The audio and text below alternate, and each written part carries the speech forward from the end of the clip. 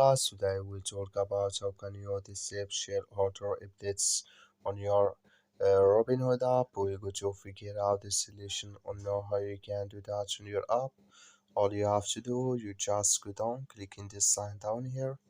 When you click on it, it's going to take you to your profile. Then all you have to do, just go above this sign, click on it. When you click on it, it's going to take you to this list. Then all you have to do, you just click here on settings.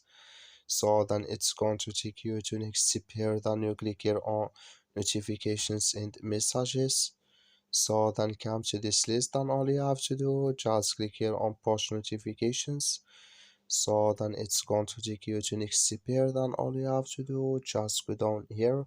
Then you come here to shareholder updates. Click in this sign or this color. Like you see color, it's gone. That's mean shareholder updates disabled with us now. That's all you have to do. Thank you for watching. Don't forget to support us by liking, subscribe.